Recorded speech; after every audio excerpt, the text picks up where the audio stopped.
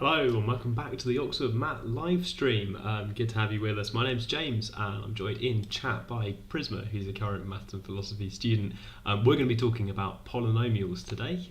We've got some maths syllabus on the screen as a quick reminder of what facts about polynomials you're supposed to know by the time you're applying to Oxford.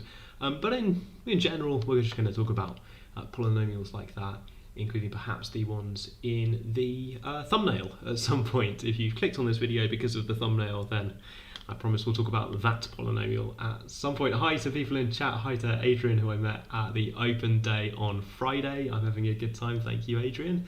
Hi to the person with the username Nikita Mazpin and Amelia and Rabil. I can see Raphael's here as well.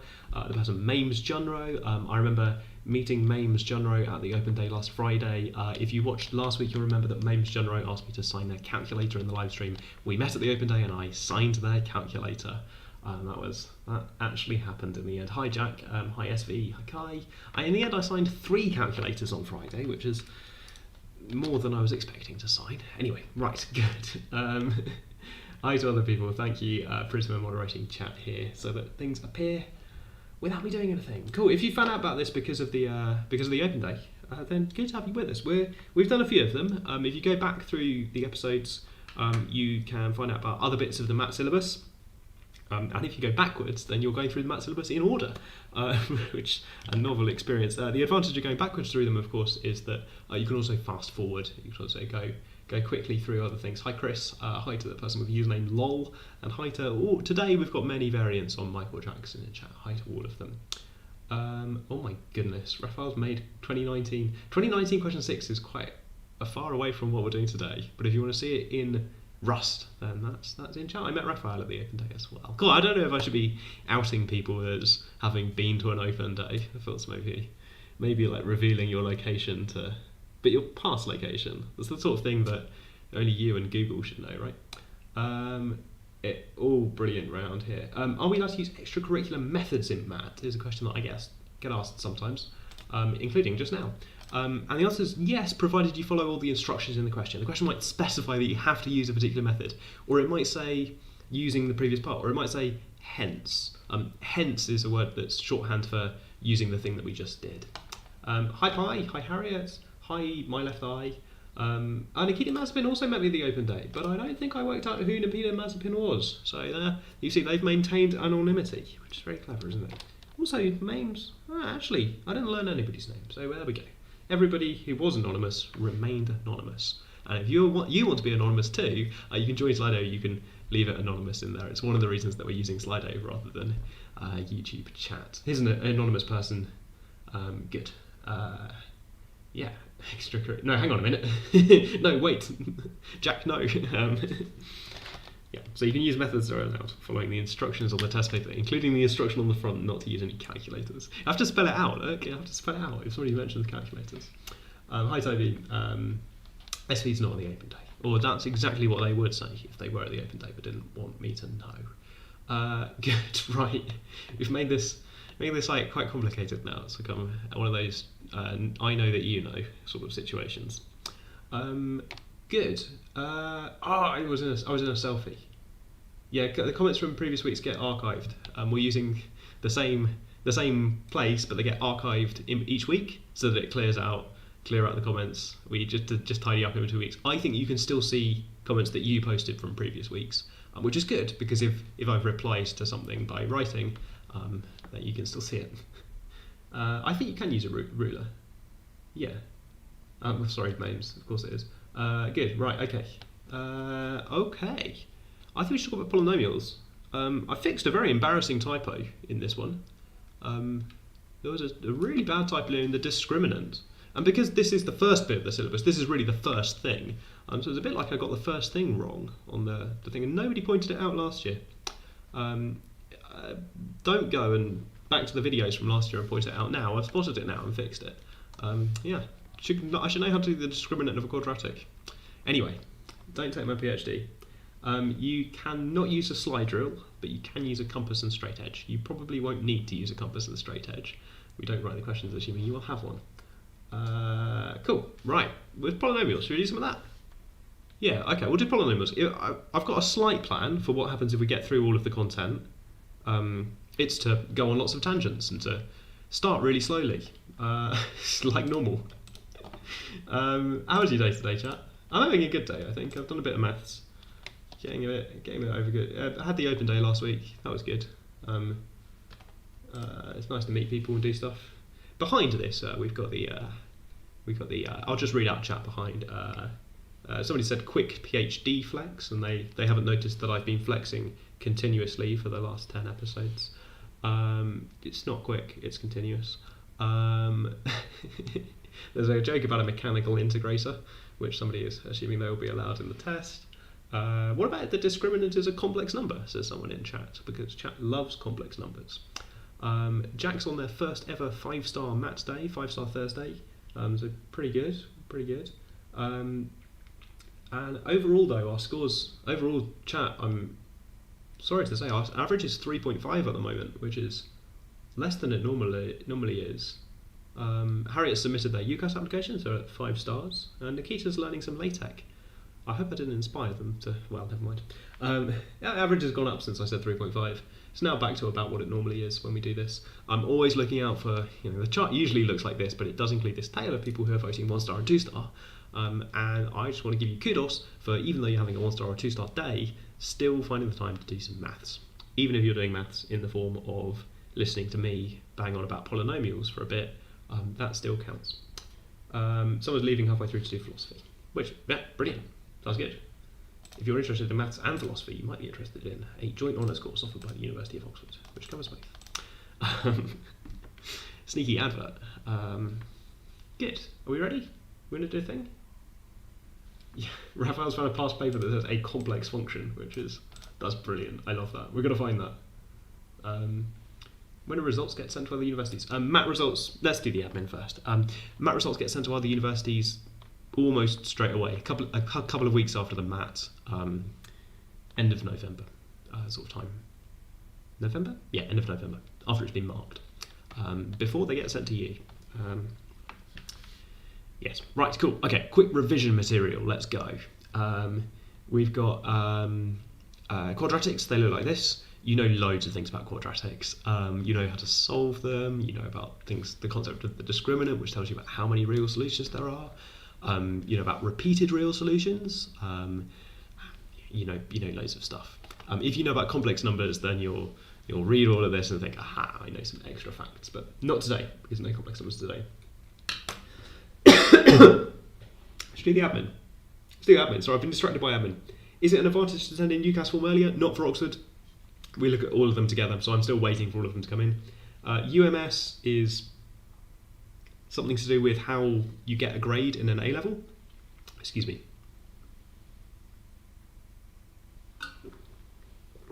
UMS is extremely complicated, and it's a way to convert your paper scores into a grade. It's really hard. How does CS question differ from typical maths? Usually based on less of the syllabus and more on algorithms or something. Sorry, really got a sore throat. 1 second.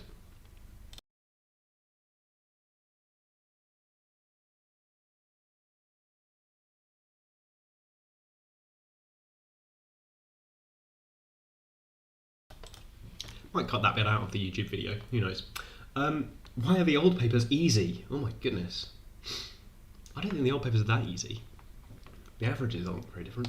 Specific advice for maths and philosophy, you should be good at talking about philosophy. You don't need to have formal study of philosophy, but you should be interested in it. You might have tried to find something out by watching YouTube videos about philosophical topics or other stuff. Prisma probably has advice for that. I don't know if Prisma's typing. There is a hydration check in chat, and someone says, "Are you okay?" I don't know. I thought it was okay. I think I've done a lot of talking today. Wearing my throat out. We'll see how we'll do. Let's go. Cool. Well, you know about quadratics. You know about number roots. Those are not roots. The roots would be a bit crusty. Am I okay? Oh my goodness. It's become more serious. The roots would be a bit across the x-axis. Then we'd get some roots. Sore throat, can't do maths.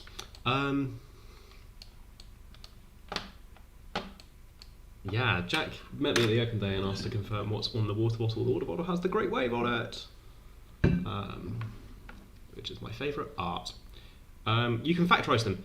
I think that at some point during A-level, maybe not yet, but at some point during A-level, you learn about the relationship, so that if you imagined multiplying this out, you learn about the relationship between these numbers, alpha and beta, and the original numbers that you had in the quadratic, which is that if you multiply this expression out, then a out the front, surprise, surprise, is the coefficient of x squared, and there's some relationship between alpha and beta and a out the front and the other coefficients. This one's to do with the sum, and that one's to do with the product. I think you kind of know that from if you're taught tricks for factorising polynomials.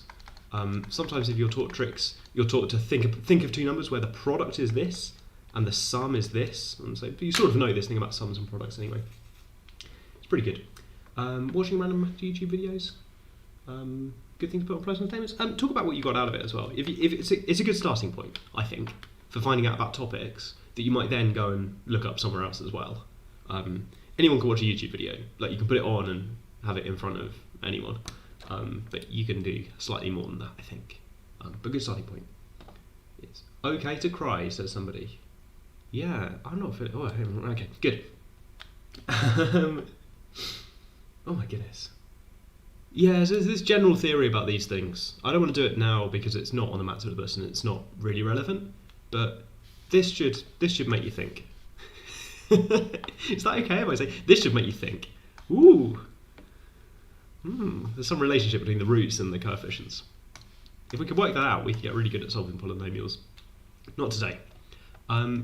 There's a way to complete the square. I realised a few episodes ago that I can complete the square by just going for it. I've written out the general formula here, which I didn't really learn in school as a general formula. But you can just go for it if you like. Once you've done a few of them, you can remember that you need to write b divided by 2 inside here, because you're going to pick up a factor of 2 when you square it, and then when you square it you'll get a b squared over 4, so remember to subtract that off. And I think I remember it like a story, like that, of what would happen if you started multiplying this out. Make sure that you get back to this. I don't know. It is handy sometimes to write your quadratic like this, and you always can. Reference means the UCAS reference that your teacher or tutor will write. You will name a UCAS referee and they will write a reference for you. It's part of the UCAS application. Yeah, Jekyll is correct. You can get to the quadratic formula from here by doing a bit more rearranging. If you want to solve this thing equals 0, you can move that last term onto the right, take a square root and subtract b over 2, and then you're there. Yeah, good. And a minimum point. Oh, that's a really good fact, Rabil. Yeah. 3 Blue 1 Brown has a live stream about a slightly different quadratic formula that involves making a kind of change of notation in how you write the original quadratic, so that this expression is a bit nicer. If you write it out as x squared plus 2bx plus c, so this is a different definition of b, 2b or not 2b, then the expression you would write down over here is much nicer. It's x plus b squared plus c minus b squared. The quadratic formula for this one is much nicer. X is equal to minus b plus or minus b squared minus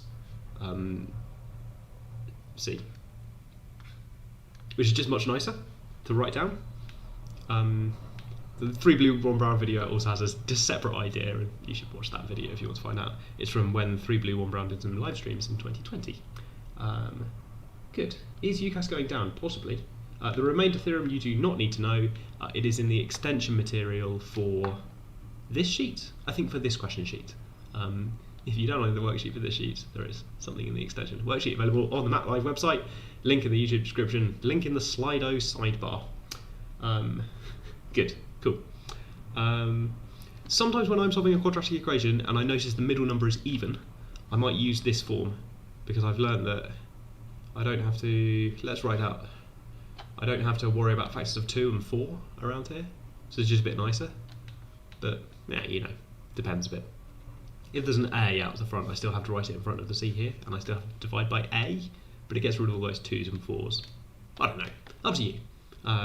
Whether you want to have a slightly sneaky way of solving quadratics.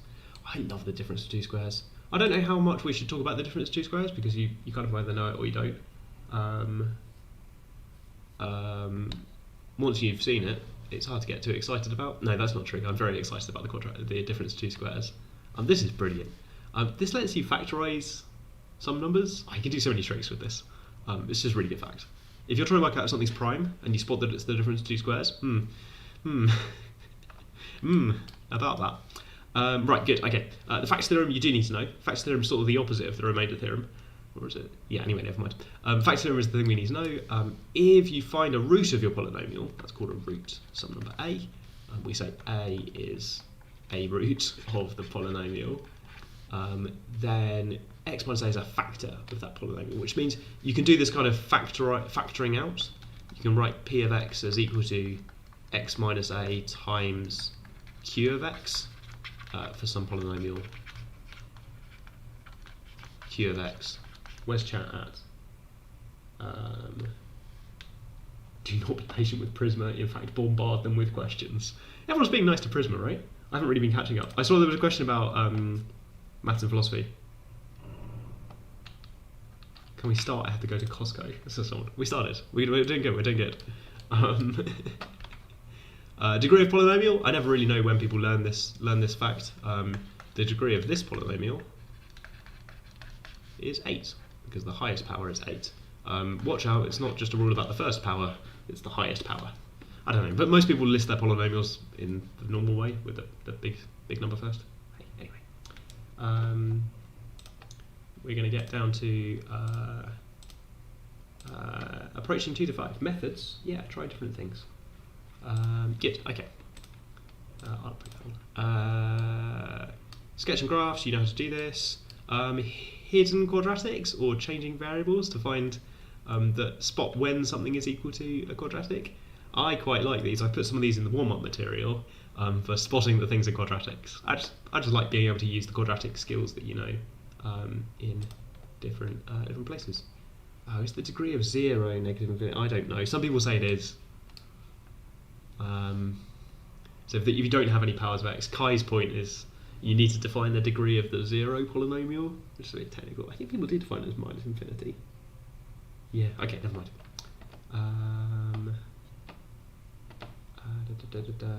Prisma is a current student.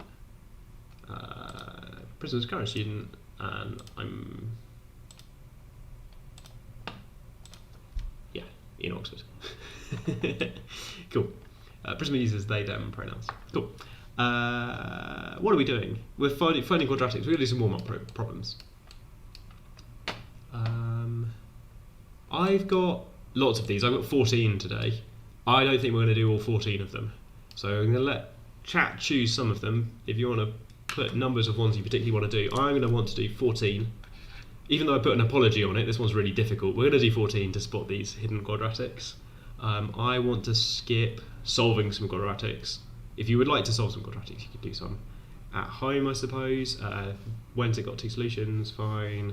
How many solutions? Maybe we should do 7. I don't really know what people want to do. Prisoner, okay? People are saying thank you, Prisoner. Yeah, thank you, Prisoner. Do I recommend Tamua? Resources for Tamua? For Tamua, for the mathematical logic thing, the Tamua people have produced a 50-page document about mathematical logic. So while people are telling me which questions they want to do, if you go to the Tamua website, if you find the official one on admissionstesting.org, the Tamua website has got in the preparation section a 50-page doc about the sort of mathematical logic that they're interested in. You can have a look at that. I can try and find a link if you like. I'm going to do a internet search for Tamua, and I'm going to put in admissions testing, because I know that's the name of the website that it's on. Yeah, okay, so Tamua on the admissions testing website. And I'm recommending this, I suppose, for MAT people as well. Even though we don't use this, you should be aware that there's a free document about mathematical logic available on Cambridge's website for the Tamua. I'm hiding the questions while I do this, aren't I? Under preparation, there is this doc about proof and logic, which is here, and it's about 60 pages long, and has facts about proof and logic for you. There you go. 4. Loads of votes for 4. That's good. Okay. I love 4. Okay, right, yeah, good. Tamua is definitely a word. It's got like 3 syllables, which is quite a lot of syllables per letter. So it's pretty. Oh, right. Yeah, thanks. Thank you, Raphael. 12, loads of votes for 12. And 13 as well. Cool, yeah, good choice of questions, everyone. Did I miss anyone? If you voted for a fringe question that I missed, I'm really sorry. 4, 12 and 13. Where do these sheets be? These sheets be on the internet. There's a link in the Slido sidebar. If you're on Slido, I think you can click information or something. So you can do that. Good. Why do I assume axioms? Mathematics is a social endeavour. Let's not think about it too much. I feel like we did a problem like this. Did we do a problem like this? Yeah, I feel like we were talking about how many solutions somebody got. Was it last episode that we had something like this? Well, I'm going to draw the graph, and we're going to talk about the graph. And then we'll do the algebra. Let's do it both ways. I'll do it in more detail than the last time we talked about it. So the graph turns out to look like this. This is the graph of... this is the graph of x to the 4 minus x squared. So if I add k to this, I want to get exactly 2 real solutions. I can see that that'll happen if k is negative, because that'll be a translation down. That'll move the graph down, and then I'll have these 2 solutions. If k is positive, then I'm adding to this graph.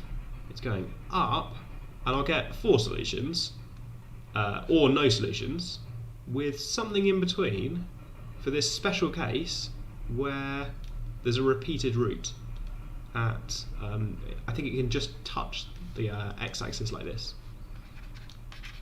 So there's this other case where maybe I can get 2 roots out of, if those minima are at the same height, then I can set k to just be the right thing.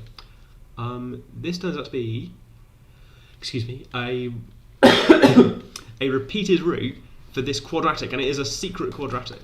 Aha! That has discriminant.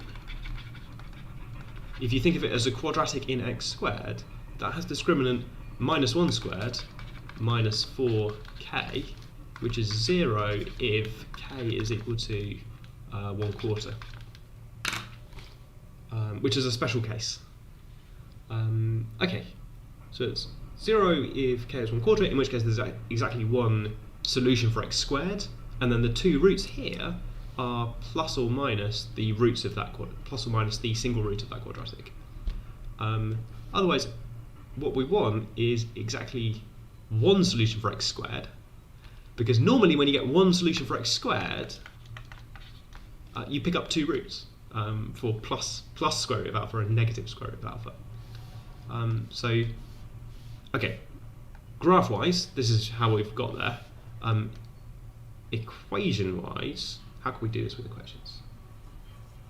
The pairs of repeated roots, I think, count as 2, yeah. Okay, good point, Kai. Good point. I think I should be saying not counting repeats as tuples. That is a good point. Some people would count that as 4 real solutions, pairs of which happen to be the same as each other. Maybe they've got a point. Maybe. Not sure. It's got, if you count them as roots, they're repeated roots.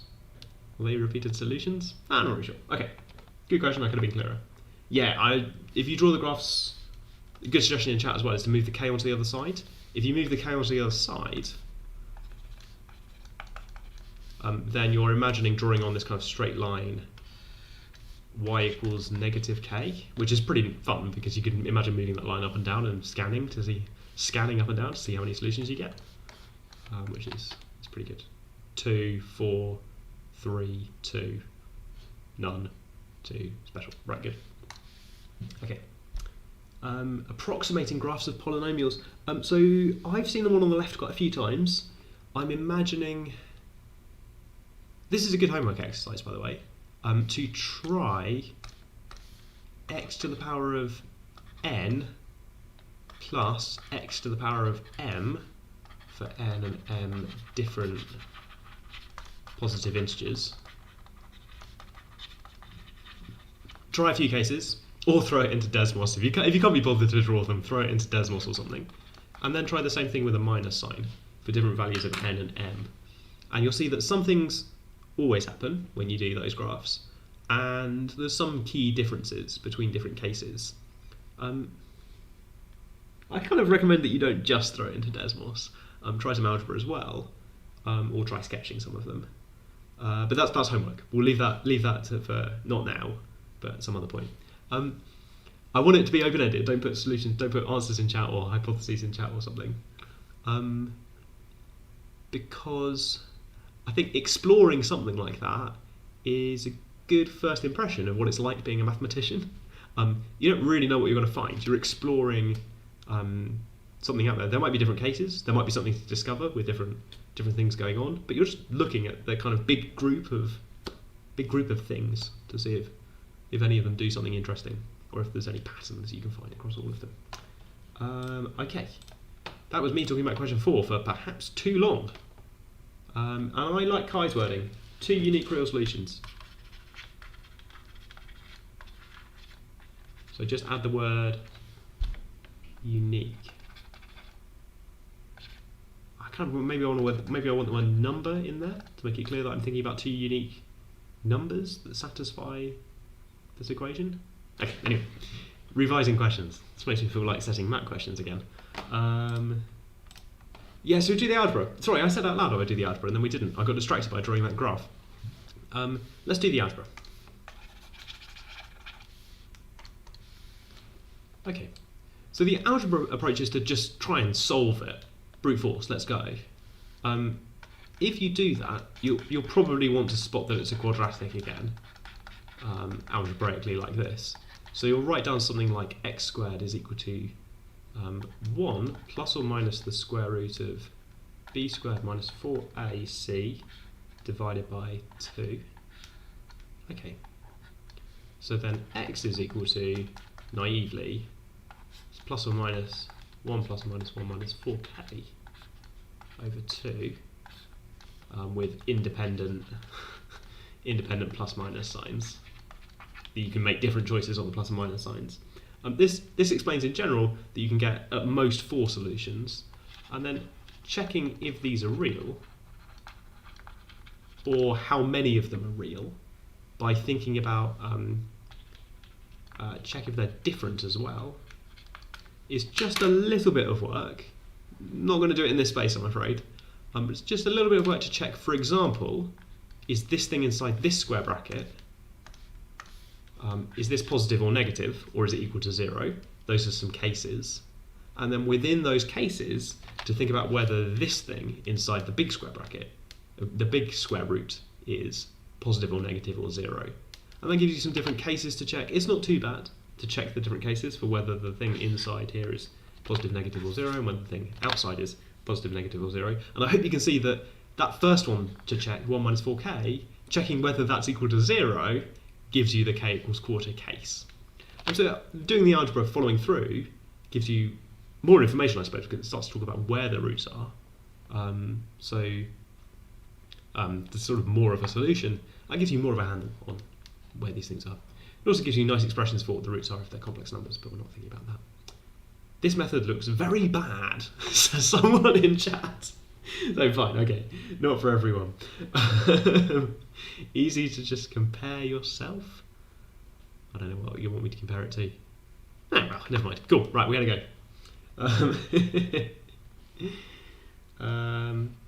Differentiation to find the turning points. That's a really good idea. Yeah, that's really good. Let's do that in a different colour over here. Differentiate to find the turning points.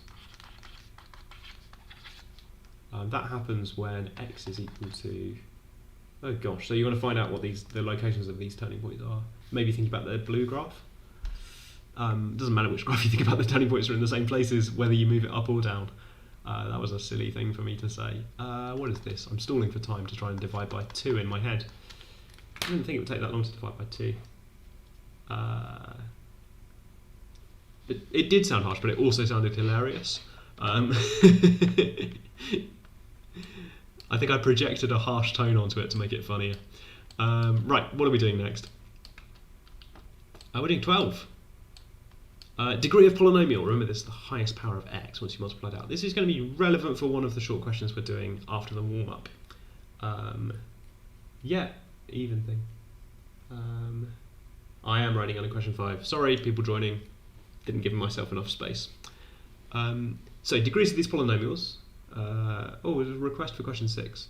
Okay, we'll come back to 6. The degree of this first one, the trick is to imagine multiplying it out, but not actually multiply it out. Now when you multiply it out, you've got 10 brackets, and each term that you can get comes from doing different choices from which thing to use from each bracket. So you might choose to take the 1 from each bracket, that gives you the number 1, or you might choose to take the x squared from the first bracket, the x squared from the second bracket, and then 1 from the rest of the brackets. That gives you a term x to the 4. You get quite a lot of these other terms. Binomial coefficients tell you how many you get. But the biggest power you can get is x squared to the power of 10, I think. So I think the degree is 20.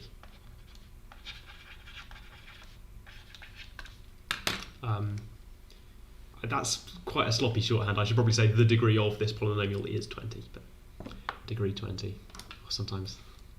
Anyway, just deg. Yeah, 1729 is a cool number. Thank you for noticing. This one is just the odd numbers. So this question is really how many odd numbers are there between 1 and 1729 inclusive. And I think I agree with Nikita that it's 865. If the sum, so I have some tricks for this.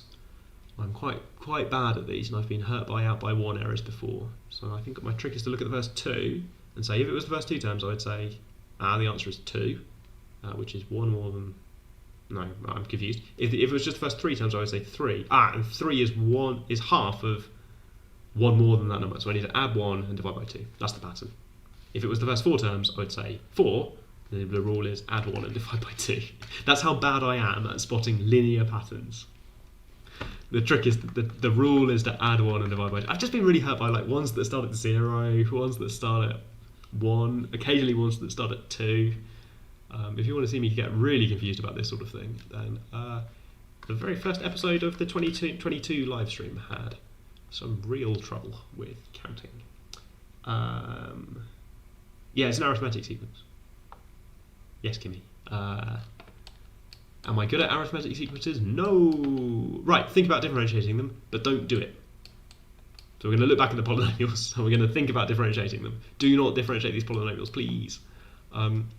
If you do that, then the first one, when you differentiate it, you'll get something of degree 19. And the second one, with degree 865, so when you differentiate it, why do I even bother writing it? I'm going to miss out all the words. Get polynomial of degree 864. The degree goes down by 1 when you differentiate. Why is it 20, not 2 to the 10? 2 10 times. It's how powers work. There's an x squared times an x squared times an x squared times an x squared times an x squared. There are 10 of them. The rule for powers is that when you're multiplying things together like this, you add the powers. That's 2 plus 2 plus 2 plus 2. That is 20 x's multiplied together. Powers are weird like that. There's a massive difference between this and this. Even though you might write both of them as just like a power tower. Power towers, the brackets really matter. Is it 18? Why is it 18? No, 19. Yeah, it looks like it. So you could use the product rule. This is people trying to use the product rule. I said don't differentiate it. Product rule's not on the mat, so we don't need to understand this next bit. If the next bit doesn't make any sense to you, it's because I'm doing a tangent. You can differentiate the first one, it's fine. You can use A-level maths to differentiate the first one, because the derivative of this, the rule for the product rule is you just differentiate the outside function without worrying about it. But then you remember, oh no, there was an inside function. I should multiply by the derivative of the inside function. This bit's got degree 18, and this bit's got degree 1. When you multiply polynomials together, you add the degrees. This has got degree 19. Right, cool. If that made no sense, don't worry.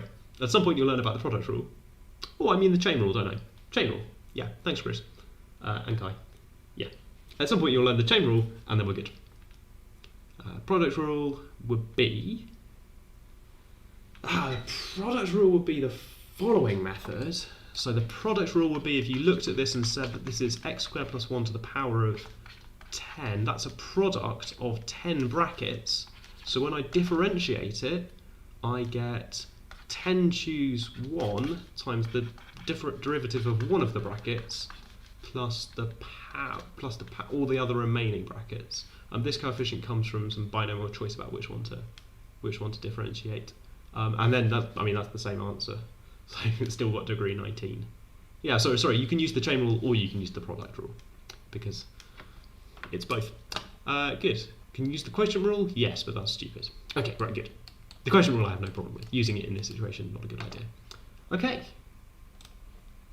For the product rule, why are we talking about the product rule and differentiating for this question? I don't know.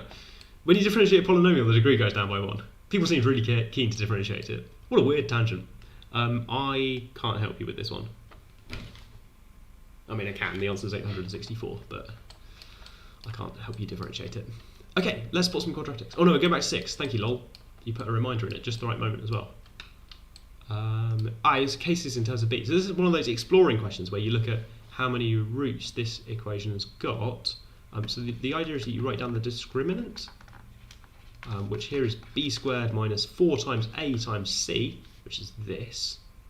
So if this is positive, then we get 2 real roots, 2 real solutions. If b squared minus 4 is equal to 0, we get 1 real solution. And if b squared minus 4 is negative, we get no real solutions. So these are the different cases. We can simplify this a little bit. If I take this expression, b squared minus 4 bigger than 0, I can rearrange that. I know when b squared minus 4 is bigger than 0. That's when b squared is bigger than 4. That's true if b is bigger than 2 or if b is less than minus 2. You've got to be a little bit careful about negative numbers when you're doing inequalities and square roots and stuff. So there's some cases in here where this one is b equals 2 or b equals minus 2 because you can just take the square roots. And this one is, I think, the leftover numbers. Oh, where are the leftover numbers? Here they are, between minus 2 and 2. Yeah, plus or minus 2. Good. Did I put something wrong? I don't know what most of these words mean, lol. If you've just learned about the discriminant for the first time today, then you're going to love it. It's a way to tell how many real solutions quadratics have. It's how you do this question, really. It comes from thinking about the quadratic formula, and thinking about the quadratic formula, it's got this big square root in the quadratic formula. You would really like the stuff inside the square root to be positive in order to get real solutions, because taking square roots of negative numbers, that's not very real. Good, right, cool. My chat's crashed. Oh, what's the answer? How many real solutions did it have? Either 2 or 1 or 0, depending on whether, in the first case, b is bigger than 2 or b is less than minus 2, or in the second case, b is equal to or b is equal to minus 2, or in the third case, b is between minus 2 and 2, not inclusive. Woof, goodness me. Different cases. I've just seen top chat, because I just had to reload chat. What's top chat at the moment? It's the number of likes equals the number of pounds an hour James or Oxford should pay Prisma for moderating the chat, and it's currently at Oxford living wage. Sorry, I just thought that was a nice coincidence. Somebody voted it just as I went past. Okay. No, chat's still broken for me. How much do I need chat for this? I need chat a lot. Right, good. How many real solutions? Yeah. These are all real solutions that I'm talking about. Good, okay. 14. I think 14 is a lot of fun. In each case, I've disguised a quadratic equation. Can you discover the quadratic? The first few are not too bad, but then the last one is just really difficult. I don't even remember how I thought of it, so sorry. Harriet.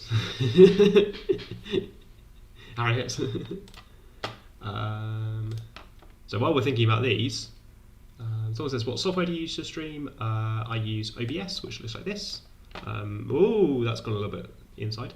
OBS lets me choose which things we're going to look at and control whether we're looking at it or not. Cool. It's the same software that most people use for live streams. Third one, third one's got all these logarithms in. Favorite graph's going to be a modern get into Oxford. You can apply to be an ambassador. That's the process. We're about to get some first years. I've met some first years. I'm going to get them signed up to help out moderate chat. This third one, the idea I think is to simplify the logarithms first. Probably what I would do. So log base 2 of x squared is just a disguise for 2 times log base 2 of x by logarithm rules, and log base 2 of 2x to the 4 is just a disguised version of 1 plus 4 log base 2x. If this step is weird to you, check the Logarithms episode, which was a few weeks ago, and the stream is available on this YouTube channel. But once you've done that, the expression becomes 2 times log base 2x times 1 plus 4 times log base 2x, at which point I think it's kind of more clear that you should set this chunky log base 2 of x to be the quadratic, to be the variable u. Other choices are available. You can put a factor of 2 in there if you like. We've had a thing to don't spoil the fifth one at the same time someone's asked for the fifth one. Oh, there it is. Don't spoil the fifth one. Should I do it at the end? Because you didn't really do a warm up at the end, should you? Kind of want to leave it. Yeah, Danny's doing it now. If you're playing along, then there's a way to make it like that. I never really know how hard people find the different questions. So, for example, I have no idea if anybody has ever done this last part. No, I do now, because somebody with the username Big Dog has turned up and told me that it's easy. So, there we go. Mames has done it after about 20 minutes. Good, right. I actually think it's probably good for you to have a question that you don't know the answer to. If you really hate that, then the answer is at the back of the live stream, which is in the future. If you're watching the recap, then you can fast forward, I guess. I was trying to work out if you want to watch the live stream at 1.5 speed. No, hang on. Yeah, if you want to watch the live stream at 1.5 speed, I think you start, but you want to finish at the same time, so that you can be there at the end. Then I think you start 40 minutes in, which is now. So if you've just joined because you're going to watch it at 1.5 speed, you're going to scroll back, watch it at 1.5 speed and catch up, then see you at the end. I'll see you for this bit as well, but I'm in the future and you're watching this bit really fast and it doesn't make any sense. Good, okay. If you Google search recursion, it says, did you mean recursion? We've got a recursion episode in a couple of weeks' time as well. Yeah, cool, good, okay. Spoilers. Nah, never mind. Good. Yeah, a little bit partial fractions here, isn't it? Right, let's do some short questions. People are spoilering it now. I'll talk about it because we're spoilering it. There's like a so this the thing on the bottom of the fraction is really troublesome, and if you put that in, you can deal with everything else afterwards. Stuff just works out after there. Sort of partial fractions as well. How you have that idea, I'm not really sure. I tried a lot of other stuff. That must be a lie. It must be a lie that I tried other stuff. Because that's my question, I wrote that. Anyway. 2 substitutions. Partial fractions, repeated stuff. 2 substitutions. AM watches these on 2.5 speed. Is that even an option on YouTube? Can you go to 2.5? I've been wasting my life. Think of all that extra stuff. I actually think the last one is too horrible for Matt. Or like, to get you to do the last one with no hints. No hints, think of a substitution to write this as a quadratic. I think that's too hard for Matt. Or just, it's not an interesting skill in a way. It's just like, can you guess the thing that's happened? Is that interesting? Let's make it really big. Is that helpful? No. Right, okay. We're going to do some short questions. We're going to start, I think, with 1A. Move on to, we'll do them in order this time, I think. We're going to get to the thumbnail one. And then if we've got time, we've got some bonus questions. It is 5:45. The hint is, yeah, okay.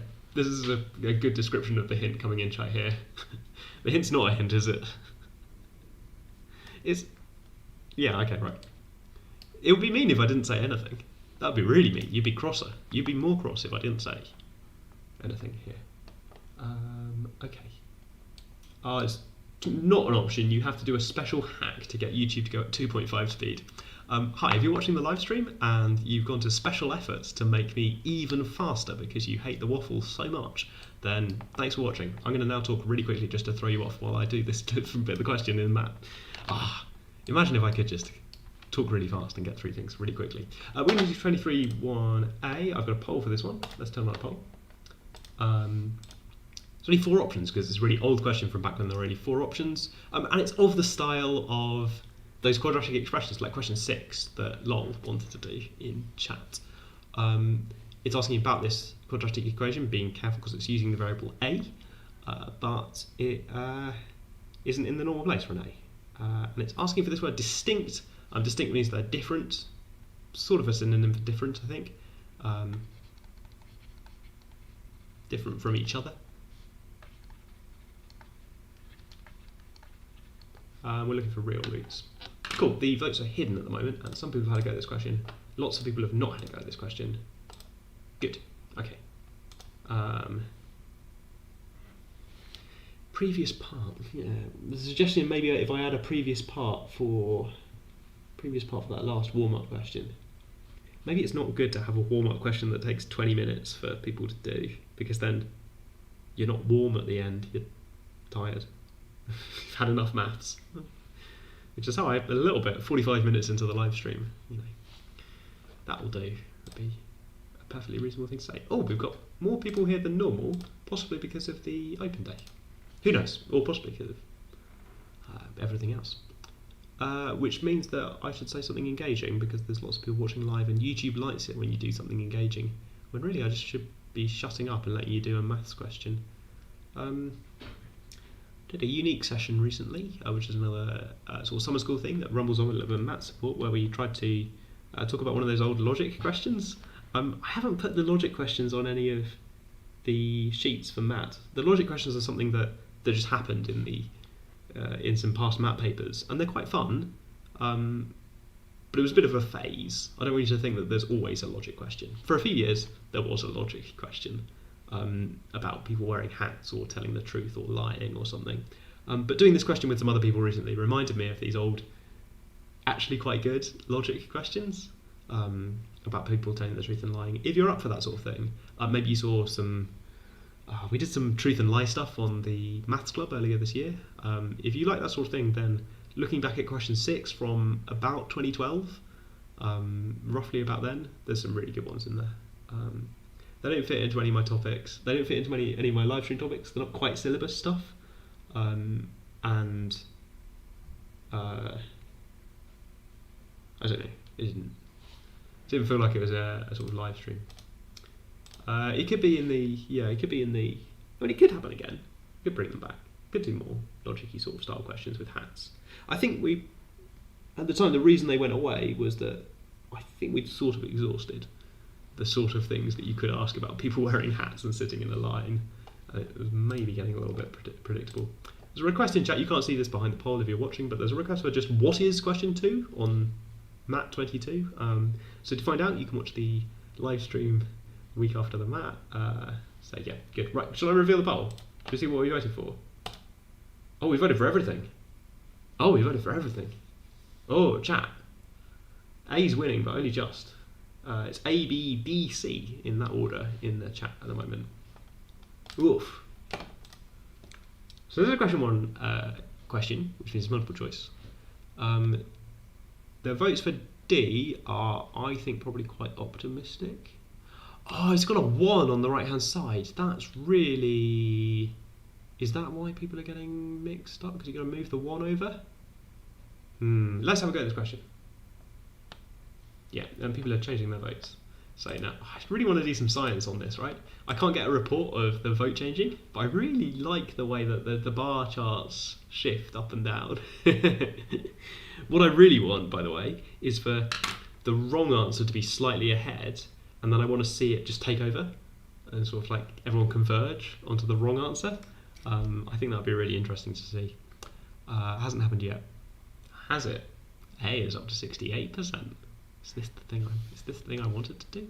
Right, cool. Let's do the question. So we've got to rearrange it to make it look like a quadratic that I like. I shouldn't say we've got to rearrange it. I want to rearrange it. Let's be honest. I want to rearrange it so that I can just hit it with the discriminant. Minus 4ac, being really careful with the a's and the c's. Okay, and we want distinct, we want it to have real roots, and we want those real roots to be distinct, so that's 2 real roots. We want this to be positive. So we want a squared minus 4a plus 4 to be positive, where I've realised that if I multiply this out, it will look a bit nicer. Having these two terms with one of them, I don't know, one of them in brackets just doesn't feel that nice, but multiplying that is pretty good. And I can now see the relevance of number 2 in that the left-hand side factorises really nicely. It's a minus 2 squared. Squares are positive, right? And we want the square to be positive. WAT wants the square to be positive. So this looks pretty good. And then I see why people have voted for D, because this looks like it might be true all the time. But we want this to be strictly positive. We don't want it to be equal to 0.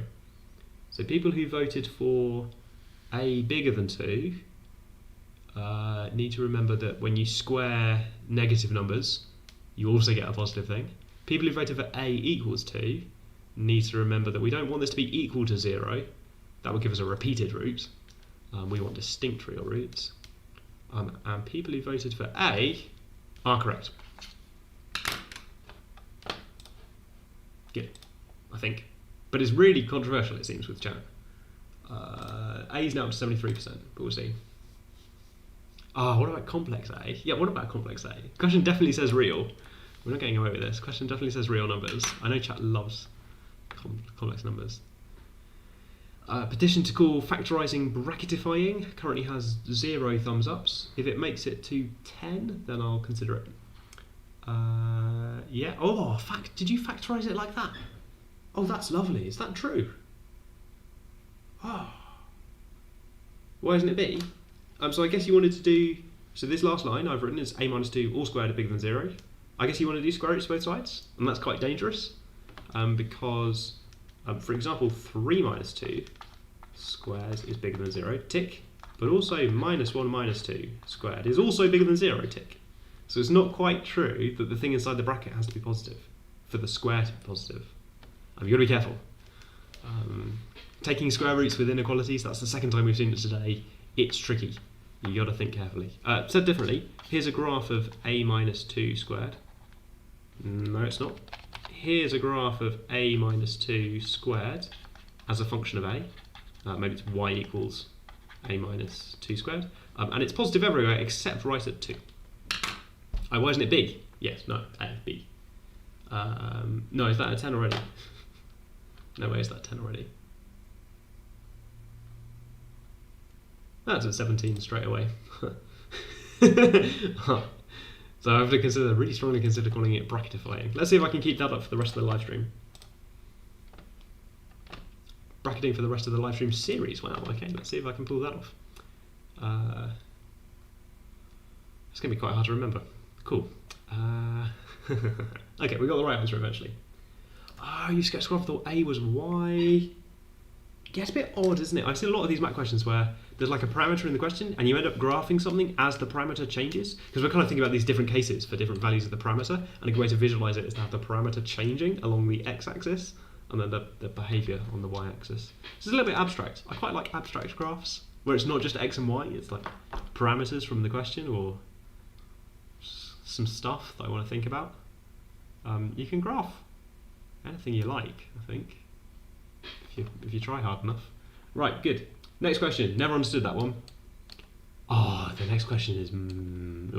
this is a spicy question. I like this one. Poll for James to never say the word spicy again. Right, cool. Here's a poll for it. Not for that, it's a poll for the question. There's a suggestion in chat that is extremely controversial, which I would like to discuss. It's the thing that I've just approved about can you not just, and I think it's controversial. We're asked about whether x squared plus 1 is a factor of something.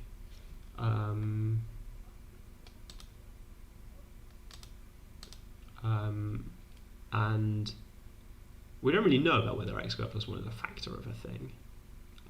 All we really know about is factors like x plus 1.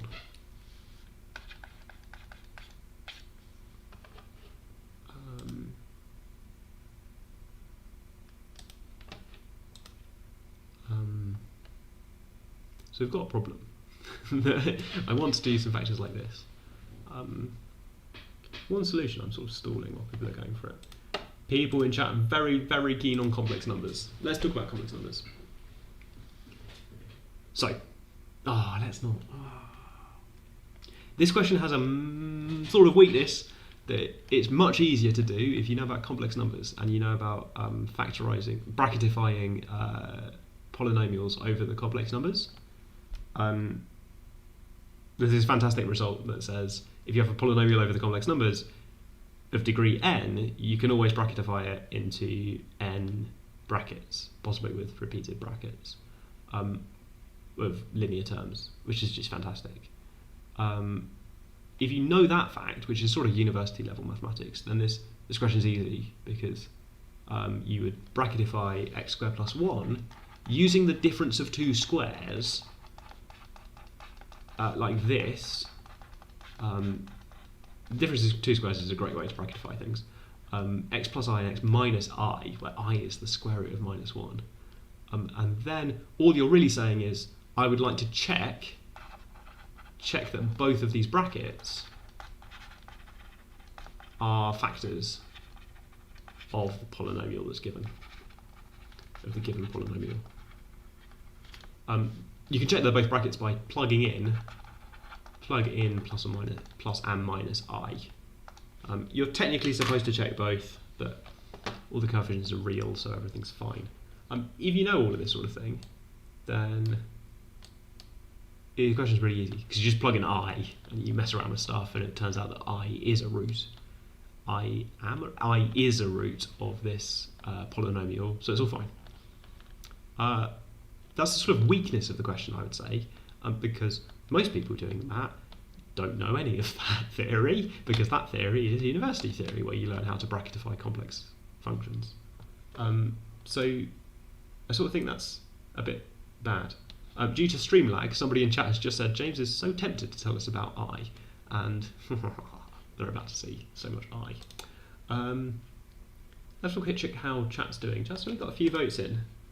Chat's really strongly voting for B. Okay, good to know. Can I show you the subbing in I? Yeah, I can show you the subbing in I. So if you sub in I, all you really need to do is to check that this is this term. I to the 4 is 1, because I squared is minus 1, and then squared again, you get 1.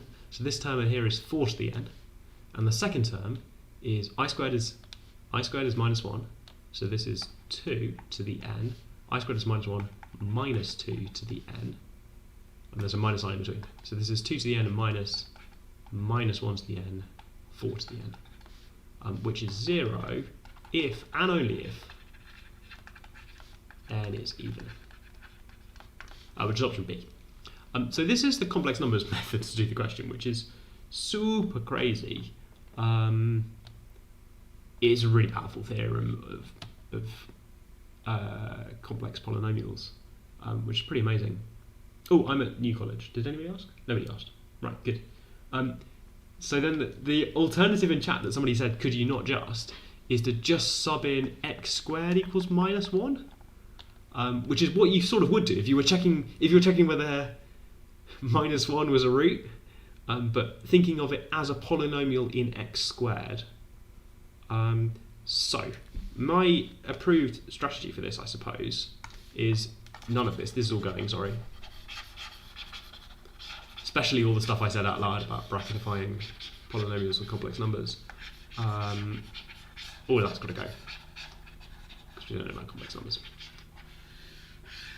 The answer is still going to be B. I quite like this approach of just plugging in x squared equals minus 1 and hoping for the best. A kind of two-step way to get there is to first write u equals x squared and then look for a factor of u plus 1, which makes it feel a lot more nice, because it makes it feel like, first you're making a substitution, and then you're using the factor theorem. So that's pretty nice. Yeah, u equals x squared first, and then factor theorem. This way you avoid doing any stuff with complex numbers. Your polynomial becomes something like this. Bells ringing for 6 o'clock, not 7 o'clock. Good. I had a funny feeling it was already 7. Sorry if you've got to go after an hour. You've seen 1.5 questions. And then plug in. So then we're going to plug in u equals -1. And now the algebra works out the same. But this term turns into a 4 to the n. And this term turns out to be 2 to the n minus 2 to the n, which is equal to 0 if and only if n is even. If and only if n is even. Which is pretty nice. So I think it's faster, to be honest, to spot that it's only got x squareds everywhere, x squareds all over the place. That's an x squared squared. Can't fool me. X squareds everywhere, and to just maybe make the substitution if you want to, or just start treating x squared as the variable. This substitution is a bit weird if you think about it. So if you stop and think about what's actually going on, you're substituting x squared for a number that it cannot be, because squares are positive. We're thinking about real solutions, right? I don't know. So the way that this actually works is probably, I think, you're intended to either plug in x squared equals -1 and not think about it too much. It does work because algebra over the complex numbers works. Or to do a substitution and then look for a factor of u plus 1. Either way, the answer is D. What do I plug in? U equals -1. So I want to know whether u plus 1 is a factor. And the rule for those is you plug in negative the other thing. I'm trying to make this bracket 0. If I make this bracket 0, then the thing should be 0. So if I make this 0 by putting in u equals -1. So if that's secretly a factor of the big function, then when I plug in u equals -1, that factor better go to 0. So I'm testing. I'm putting in -1 into my big function, and I really want to get 0, because it should be 0 if u plus 1 is a factor, because then it will be 0. Multiplying by 0 is so good. There we go. There we go. Teaching noise. It's time for the thumbnail question. We're going to do a quick break in a second, so I can get my voice back, but we're going to do the short questions. Is it just short questions today? No, there's a long question. Short question and a long question. Okay, we'll take a quick hydration break in a minute. Let's put this on the screen though. Hydration reminder. I'm doing it now. My voice has gone off a cliff just from saying the word hydration. It's cheeky. Someone said in chat. Who said it was cheeky? I liked that. It's Nikki. It's cheeky. Please do not actually do the differentiation. You're expected to know how differentiation works, and that this means differentiate twice. You are not expected to actually do the differentiation. We're just asked for the degree of this thing. Just like in that warm-up problem, we didn't actually need to differentiate the polynomial to work out the degree. Here, we're not going to work out the degree by actually working out all of the polynomial.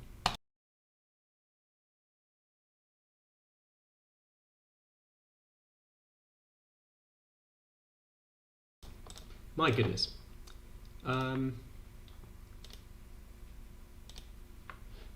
Bit sneaky. Don't get caught out. Is this the one with a trick in it or not? I can't remember. 4, 8, 7, 4, 2, 4, 2, 4, twice. I think it's fine. I can imagine it being a trick, but I think it's not a trick. People are saying they got tricked by it before. Pol, yeah, pol.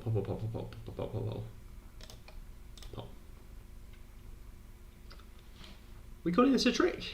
I'm going to start doing the question, I think. Degree is all about the biggest power of x we can find.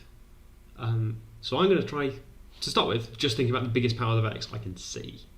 That first one, the first term here, I can see that it's going to be two derivatives of something of degree this thing inside here, I'll get an x to the 4 from the first round bracket. I'll get an x to the 5 from the next round bracket. So this is the second derivative of something of degree x to the 9.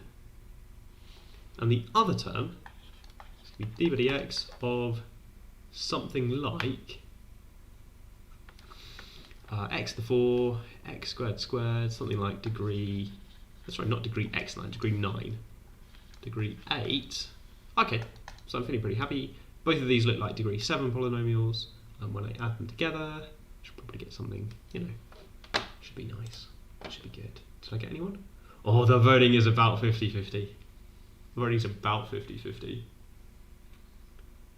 So just by thinking about this, I think I can rule out A and B, because after I've done these derivatives, it's going to be smaller, right? This thing inside the square brackets, I'm going to double check, because some people have voted for this. X to the 4 from this bit, x to the 5 from this bit, so x to the 9. So there's things like x to the 9, differentiate it twice, going to get something in degree 7. This one over here, x to the 4, looks a bit like x to the 4, and it looks like x to the 4 over here. That's 8. So yeah, this really is degree 8. So after differentiating, both of these terms are definitely degree 7. Here's the vote. It's not quite 50-50, but we're close. So actually the most votes here are for degree less than 7, which is interesting. It's also got more votes than other polls we've done today. People are more engaged with this one than with other questions. People have found out that actually something bad happens, which is that these terms cancel. There is a minus sign hiding inside here. We got to be really careful. This one includes, what is the term? The x to the 9 term is something like 2 to the 4 times, there's a minus sign from doing that, minus x to the power of 5. Oh, lost the internet, got the internet back again. Did you miss me? If you do two derivatives on that, you get minus 2 to the 4 times 9 times 8 x to the 7. And over here, the term inside the brackets over here is 2 to the 4 x to the 4 3 squared. There's a 3 squared from multiplying out that bit, and then an x to the 8. If you hit that once, you get 8 x to the 7. And I think, horribly, these terms turn out to be exactly cancelling. Look, there's a 2 to the 4 in both of them. There's a 3 squared, that's equal to 9, and there's an 8. So somebody has set these coefficients to exactly match up so that this degree 7 bit cancels out. Disaster. What I was hoping for is something, nice. Let's list this out. So this is a really big number. I don't want to work out what this number is, but it's like x to the 7 plus some other stuff. And then the other term has turned out to be like negative a times x to the 7 plus some other stuff. So actually these terms cancel out, and it's the other stuff that sets the degree. The degree is less than 7 because there's no x to the 9 terms, there's no x to the 8 terms, and the degree 7 terms cancel out.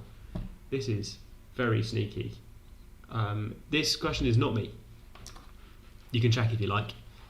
Check the CV, I wasn't here in 2013. What year did I start?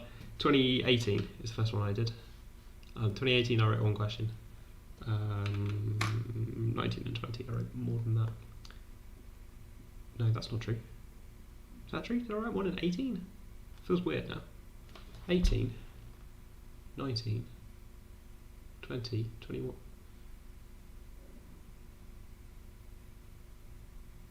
$19? When did I start? Okay, right, good. Less than 7, so you don't actually have to check that it is in fact 6, I think. Actually working out the next coefficient would be completely mad. Do I sympathise with this level of trickery? I think it's probably a good experience for you to have at some point in your maths career, that you see something like this and you think, that's complete trickery. And in an exam setting, I think I sympathise with the description of this as trickery, to say that this is a trick that I've been caught out by. Because it's quite oppositional, it's sort of you against the question setter, which I promise was not me. You against the question setter, that can make it feel quite confrontational. So that feeling's not great, because if you make the mistake, it feels like you've been caught out by some human behind the scenes. I think it's an important experience for you to have, though, because if you want to do hard maths where you're up against just the stuff that's out there, discovering new maths or something, you have to be careful not to make the mistakes like this. Although it feels a bit better, because in the real world, if you're researching something new, it's not you against a person, it's you against the fabric of reality, the universe. And if it's difficult, well, that's because the universe made it difficult. That's something the way in which actual sort of cutting edge maths research feels different from doing maths exams. With maths exams, you're playing against a human, whereas with maths research, you're playing a similar game, but you're playing it against the universe. A good description of maths that I saw on Twitter recently is someone said that they like maths in the same way that they like crossword puzzles. There's a mathematician. They say they do the crossword puzzles because it's a battle of wits against the crossword setter, who's come up with these cryptic clues. And they say they like maths for the same reason, except with maths, there is no the crossword setter is omniscient. Right, okay. Someone in the chat's put you against God, which is the sort of theist way. Right, tangent about the universe. Whoa. Watch out, Brian Cox. Here I come. Hydration practice. Right. How many of the 22 ones? What's my favourite topic? I really like logarithms. I don't think that's secret knowledge because of the logarithms episode where I just repeatedly said how much I like logarithms. I've been really distracted by trying to work out which year I started writing math questions. Just checking which year. What year is it? It's 22 now. I don't think I've written that many math questions. We're having a little break before we do a long question. And the powers are just from, I'm trying to take the biggest powers of x I can see. So I'm sort of squinting, I'm ignoring this 1. Who cares about 1s? When I multiply like this, the biggest power of x I can get is 2x to the power of 4. Plus, I know there's a whole bunch of more stuff that comes when you multiply that out from the binomial expansion. But I want the biggest power. Except the trick of this question is it's not just about the biggest question. Okay, the first math question I wrote was 2018. Wait, so how many math questions have I done? Some of these are mine as well. Did I write any this year? 5. How many of these did I do? Oh, I did about 5 of these as well. I thought I knew how many math questions I'd written, and I'm wrong. I'm out by 5. Huh. Good, right, cool. Lol is actually going to Costco now, bye. Does the employment section of the UCAS section make a difference? Not for Oxford. We don't mind if you've had previous employment experience or not. Definitely don't need to have relevant work experience for Oxford mathematics. Have I written any of them? Yeah. I've written some of the ones this year. Cool, I'm trying really hard not to talk about this year's math paper. Can you tell? People are doing requests for guests, which is really, heartbreaking because people always request really big, important people. Nobody ever requests, James, can you get just some Oxford students who we don't know? Can we get them on the live stream? And that's much easier for me to achieve. People are always like, no, can you get Brian Cox on? Right, good. Keep the dream alive. Oh, we'll see. What are we doing? We're doing a long question now. We've got a bit of time. We're going to be alright. Take pity on us, please. I've already written it, sorry.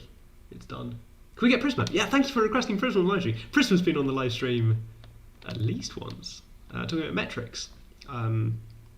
If you look back for an episode about metrics, it's the episode is called Metrics with Imi. Right, big fan of Brian Cox. Oxford, James, can we get some Oxford students we don't know? Yes, yes, you can. You can have so many Oxford students you don't know. You're going to love them. I'm actually excited for next season of Math Club, and we're going to have some Oxford students you don't know, but it's going to be great. They're lovely. Oh, that has made my day. Thank you. I know we're doing. Yeah, Matt Parker, Terence Tower, and then go on countdown. Brilliant. Yeah, okay, thank you. Two people have gone for the same joke at the same time, but I love it both. Right, cool, okay. Lando Norris. Yeah, can we get Lando Norris on? Right, cool. What am I doing? I'm doing a long question. It's a math question. It's from ages ago, 2014. When we do the ones closer to math, we're going to do some more recent questions. I'll point out which ones I did, because I'm like a proud dad for old math questions that I did. Normally students come up to me and when they're new, first year students come up to me and say, why did you make the math so difficult? And tell me off for setting particular math questions. And I have to admit that I wrote a question they don't like. So sorry about that, but I imagine that's going to keep happening for the rest of my life. So hounded by irritated math students. Right, good, okay. Enough about my terrible future. Lewis Carson's got a question. How much weighting does Oxford place on relevant project that we've worked on and further reading? It's something to talk about in your personal statement. We want you to be motivated to do maths. We also want you to be good at doing maths questions to actually get to answers as well. Speaking of which, here is a cubic equation. I think we've only done quadratic so far. Oh, and a degree 6 polynomial on one of those, and a degree 2n polynomial. What am I talking about? But here's a cubic, degree exactly 3 for the first time today. Show that, and there's an if. If x equals 1 is a solution of this, what does it mean? Then there's some range on b. We should just go for this, I think. Plug in x equals 1, and just go, just calculate. So if x equals 1 is a solution, that would mean that 1 plus 2b minus a squared minus b squared would be equal to 0. Which I can rearrange, I think. I've noticed this b squared feature. I want to move the a squared around a bit. So I want this fact about b's. Facts about b's. Welcome to MAT Livestream. We have facts about b's.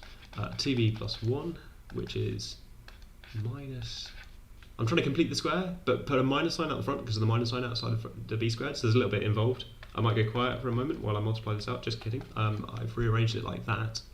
And I suppose I want a fact that doesn't have any a's in it, and somehow has inequalities in it. Yeah, we're going to use the fact that a squared is bigger than or equal to 0. So also the right hand side is bigger than or equal to 0. So 2 minus b minus 1 squared is bigger than or equal to 0. It's a bit weird. It's a bit weird that we started with a's and b's and we got down to a statement with just b's in by using the fact that a squared is positive. I mean, it's a true fact. I'm in favour of using it. I think I got there by moving the a squareds around. I got there by reading it out of chat, but I got there by moving the a squareds around and then trying to get rid of them by just stating a fact about a squared. Let's copy that down there. There we go. Oh yeah, okay. So I can rearrange this a little bit if I like. I want 2 to be bigger than or equal to b minus 1 squared, and if I'm really concentrating, that leads to the thing in here. I'm not sure if that's obvious, but it's the sort of thing which hopefully you can think about and then write down something sensible like this. Thinking carefully about how we want this to be negative. Oh no, we want this to be less than 2, so we've got to put the inequalities this way around rather than the other way around. Do we get to see our scripts? No, sorry, you don't get the scripts back. Sorry. That's just the thing about Oxford exams. You can have your marks and you can have comments, but you can't have the actual attempt back. Sorry. How are they finding Somerville? Somerville is the college with the closest front door to the Maths Institute. So the students who live near the front door of Somerville have the least distance to go to get to maths lectures. Okay, what are we doing? We're doing part 2, which has shown that there is no value of b. Okay, right, okay. No value of b for which x equals 1 is a repeated root of star. Okay. So I have some ideas, I suppose. Sort of want to get suggestions from chat as well. Chat's going a little bit off topic. Oh no, chat's helping me out. I think it's obvious to realise a squared is greater than or equal to 0. I didn't know what to do to get rid of the a. I have an alternative approach if you would like it. Works like this. Sorry, we're going to back up a little bit. We're going to do part 2, but I'm going to back up a little bit, which is to realise when you see this, that in terms of a and b, this is, I like having the a squares and the b squares on the right hand side, I just can't help it, sorry. This looks a bit like the equation of a circle in AB space, with a and b on the axes. Wait, hang on. A and B on the axes. Let me show you what I mean. If I do that, then I need to add 2 to both sides. So it's this.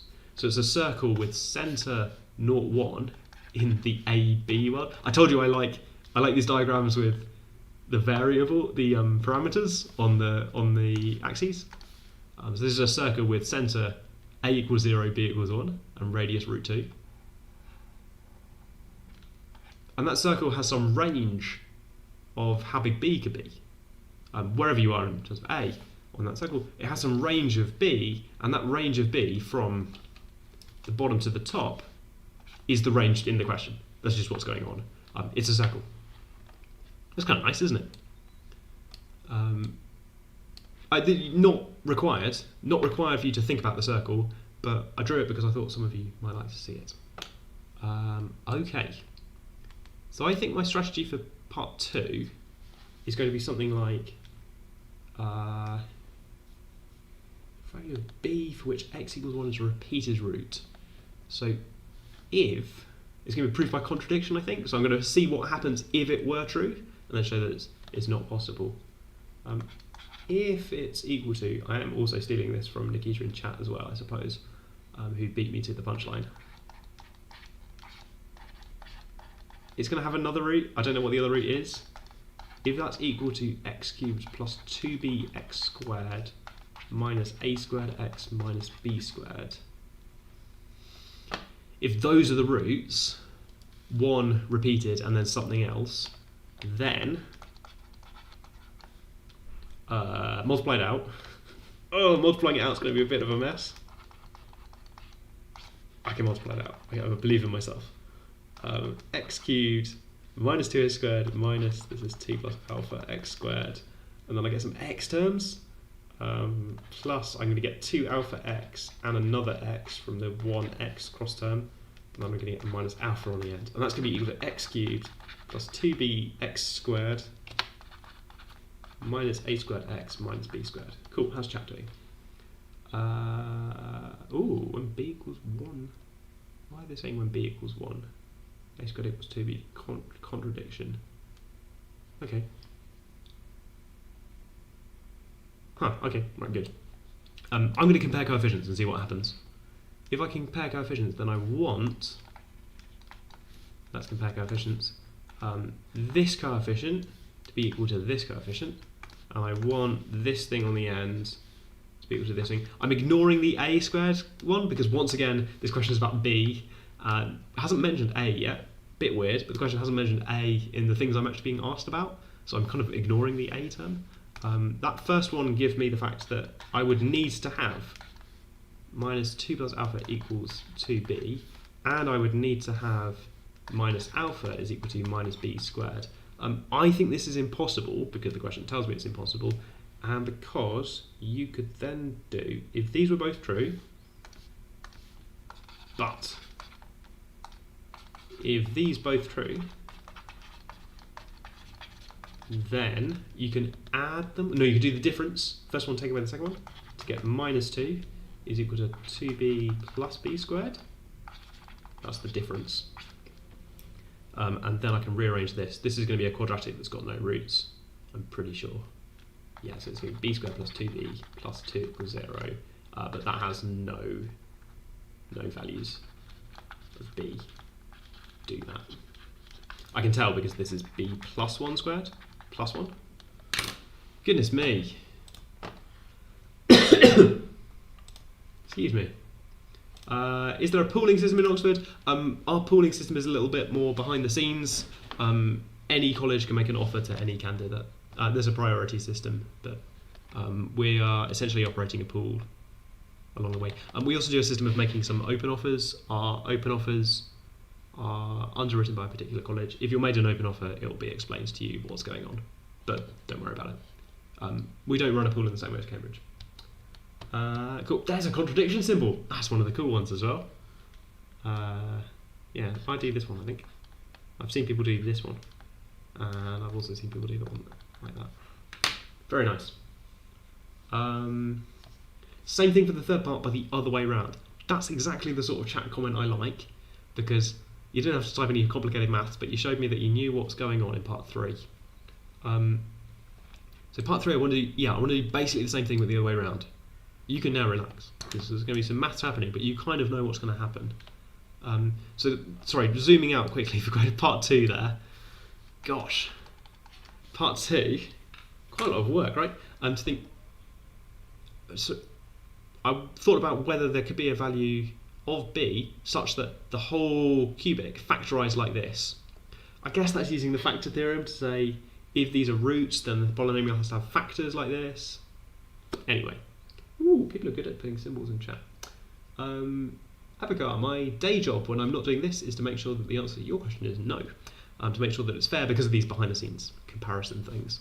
To make sure that we're taking the best students overall. And colleges can take leftover students from other colleges rather than taking their own applicants. Which means that kind of everyone's being looked at by everyone else. Good. Shared databases, that's what you need.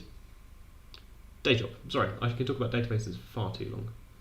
For part 2, can you differentiate? Oh, that sounds really clever. Oh, that sounds really clever. Oh, I want to do that, I want to do that. That sounds brilliant. Okay. If x equals 1 is a repeated root, who are you? Anonymous person. Yeah, okay, anonymous person. Oh. If x equals 1 is a repeated root, then we would need, we just saw before, it's a root, so 1 plus 2b minus a squared minus b squared equals 0, and it would need to have no derivative there. If it's a repeated root, then it has no derivative, which is equal to 3, differentiate the x cubed, you get 3x squared, plug in x equals 1, you get rid of the x squared, plus 4b minus a squared would also be 0. And then you can do the difference of those two equations. That's very clever. That's very clever. The diff gives you the same quadratic. Oh.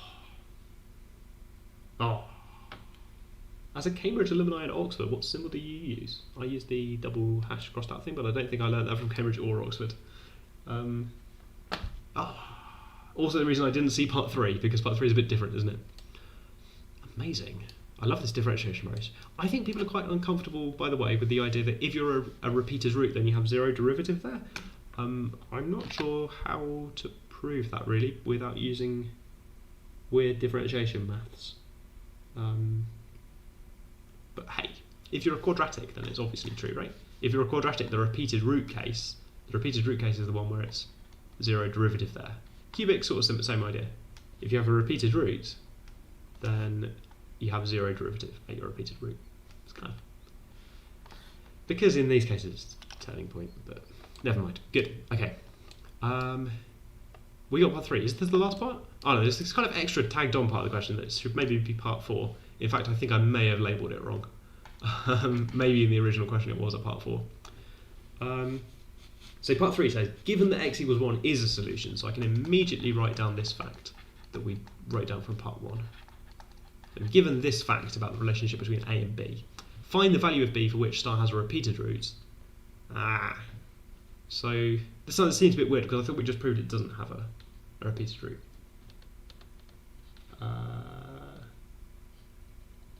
Yeah, you can prove it with the chain rule, but I count that as weird today.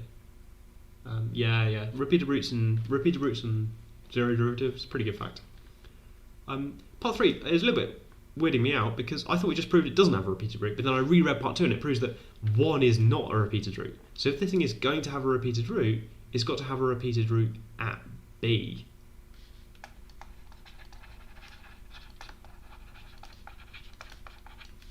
It must be a repeated root at b, not at 1. Oh no, not at b.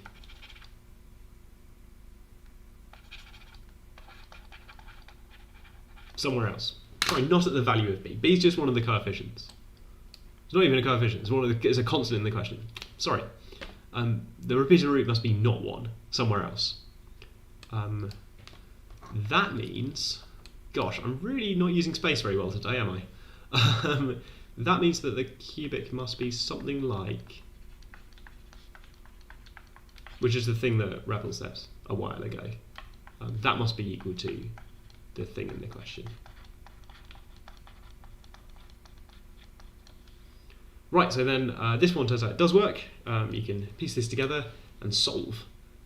Compare the coefficients, go for it. And if you compare the coefficients and solve, then you're good. Someone asked about department libraries. There's no undergraduate maths library because the colleges have got enough books on undergraduate mathematics for their undergraduates. We've got some graduate stuff, but that's not interesting when you're applying for undergrad stuff. Yeah, okay, good. Oh, there's an attempt at a proof just off the screen. I'm going to scroll down and read it. Sign cannot change. It must bounce off. Yeah, I accept that proof for quadratics, and you got a thumbs up for it, so it's pretty good.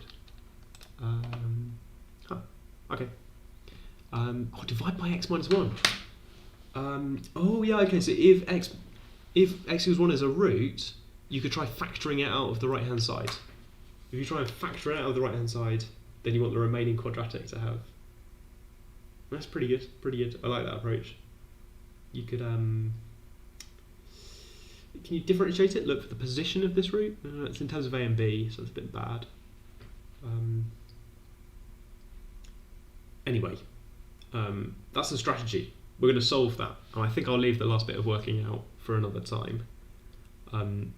There's a strategy there to compare coefficients. You'll get some equations that involve alpha, a, and b. Go and solve them. Find out what the value of b is. The last part of the question, sorry, it's so messy. I'm going to rub out all the working out. Just reset the question. There we go.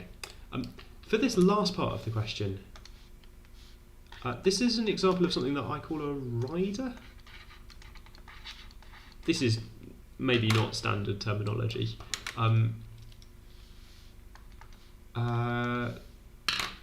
You're supposed to imagine a horse with a little rider, but the horse is big. Maybe you're imagining a dragon with a little rider on the back. In that there's a big bit of question, there's a lot of stuff that's happened, thinking about repeated roots or something, and then there's a sort of small extra bit on the end, riding along with the rest of the question. I call that a rider, and it's usually there to get enough marks in the question, to give you something extra to do at the end. There's a good example of this on 2021 when we get there. 2021 question 2 has a quite well constructed rider that somebody added to the end of the question. Step questions do this a lot. Did I learn this from Stephen Sickloss? Did I learn this from Cambridge? Stephen Sickloss language. There you go. A rider on the end. On step questions, they're sometimes testing your understanding of the whole thing, or just asking an extra bit at the end. Cambridge University exam questions do this quite a bit. They have an extra bit on the end. I guess the point I'm trying to make is that sometimes the last part of the question is only worth a couple of marks.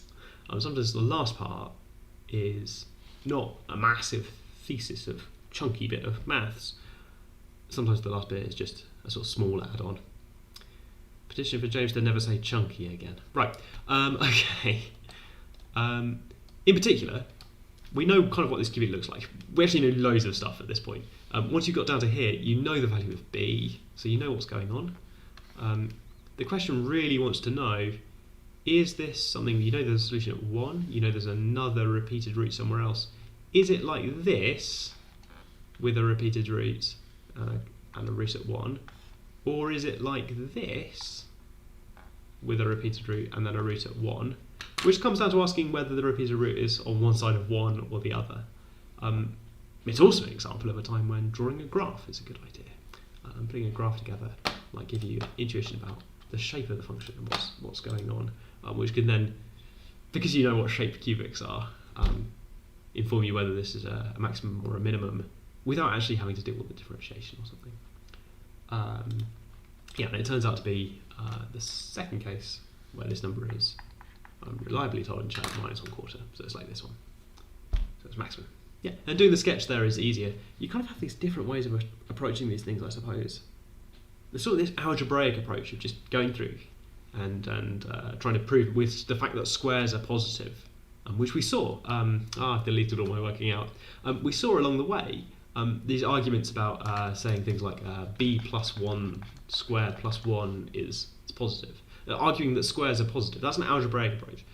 We also saw a kind of calculus approach at one stage to think about doing some sort of differentiation, to think about looking at repeated roots. That's kind of a different approach for things you can do with polynomials,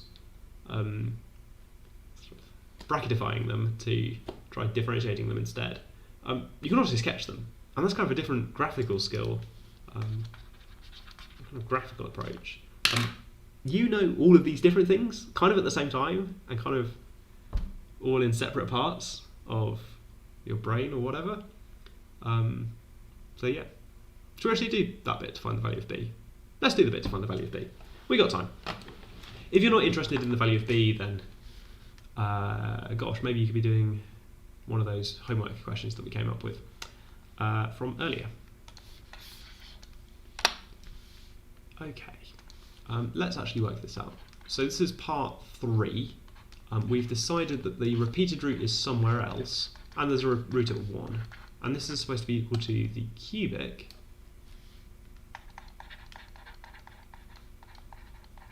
a squared x minus b squared. So I'm going to compare coefficients. The x cubed term is just fine. I need to multiply out the left-hand side.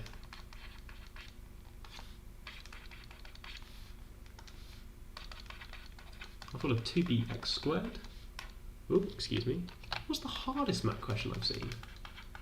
It's tough because lots of the math questions I've done lots and lots of times, so I can't remember how hard I found them the first time round. That sounded like a boast, but it's really not. I think, oh gosh. There's one with the werewolves. I found the werewolf one incredibly difficult. And that's from the kind of classic truth and lie era. It's really kind of the werewolves. Goodness me. There's vampires and there's werewolves, and they tell the truth sometimes, they lie sometimes. It's a whole thing. Right, so comparing coefficients. I hope I didn't imagine that question. It wasn't like some sort of fever dream where there were werewolves and vampires and it was a math question and I couldn't do it. Goodness me. New here, just want to improve maths. Hi, welcome to the live stream. Red streams are stopping in November. Will they be doing ever again? The plan is to do these every year. So yeah, you're welcome to join us next year. If they don't happen next year, you are welcome to watch these videos back again in order when you find them. They're not going anywhere. They're on YouTube. That was me stalling for time as well, because I don't really believe that I can solve these equations. Can I solve these equations? Yes, I can. So I want f to be plus or minus b. A little bit scared. No, it's going away. Getting less scared. The x squared coefficient is minus 2 alpha minus 1. Why is there an a in this question? We'll talk about this in a second, I suppose. This is the x squared coefficient. Hope I'm doing this correctly. Yeah, a little bit scared about plus or minus b's. Do I need to be scared about plus or minus b's? Let's find out in a minute.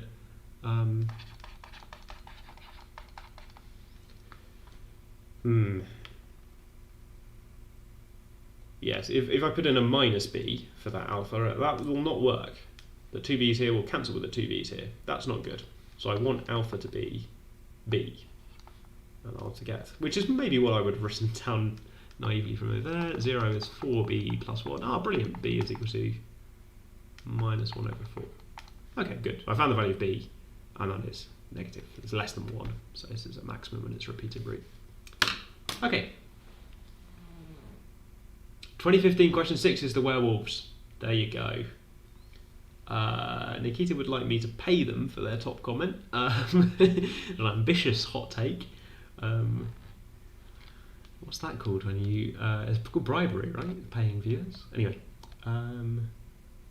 Without the a, you wouldn't have been able to do anything, since I needed the a squared positive fact to do the first part. Well, why did I need the first part? This is a range of b. It's kind of true, but... Or maybe b would be fixed to a... You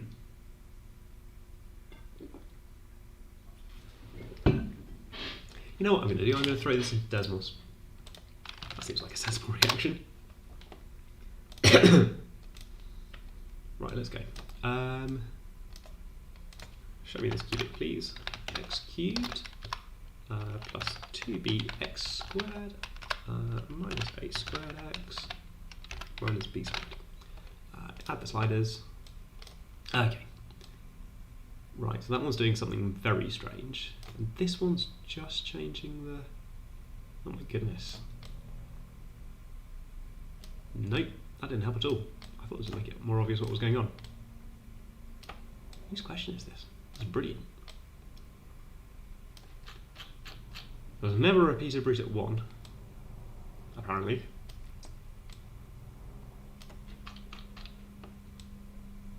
I don't know why I thought this would help. Good. Can you differentiate and do something with stationary points? Yeah. For part 4, definitely. Yeah. For the last part, I would definitely. You can differentiate and do something with stationary points. We know loads of stuff at this stage. We know that b is minus a quarter. Let's put b is minus a quarter in and see what happens.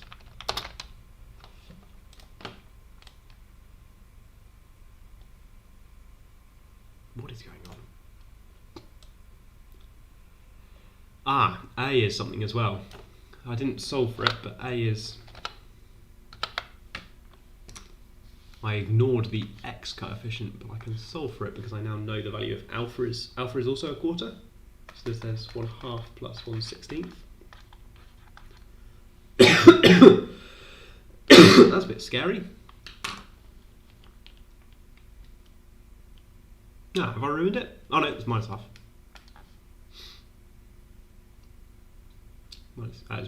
Alpha is minus a quarter. So there's some particular value of A. And this is just telling us about a very particular cubic by the end of the question. Okay. How can we differentiate when we don't know A? Oh, we do know A. I've kind of avoided solving for it, but you can take this last coefficient that I didn't talk about and use that to solve for A. It's not very nice. It's minus 8/16 plus the 16th, that's minus 7/16. So A is equal to root 7 over 4. Let's check that. I believe we're now talking about the following.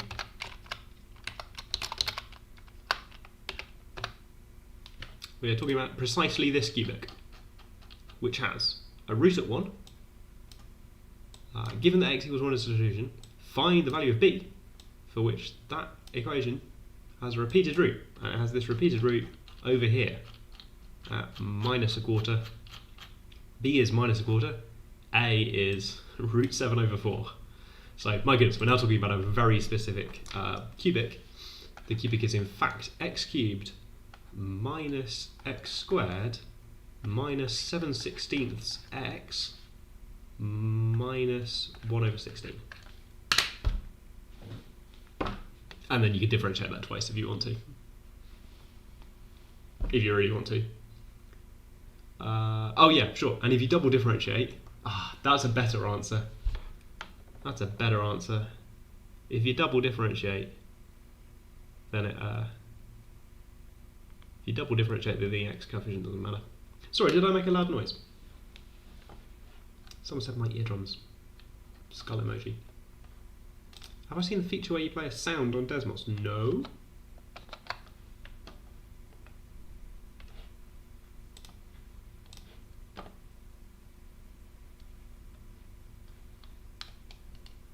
Never mind. What value should you sub in? Oh, I would sub in... So I know where the repeated root is. My repeated root was at x equals alpha. Which I found out later on is equal to b, which I found out is equal to minus a quarter. So I would sub in minus 1/4. And I would check whether that's positive or negative. Should we do that?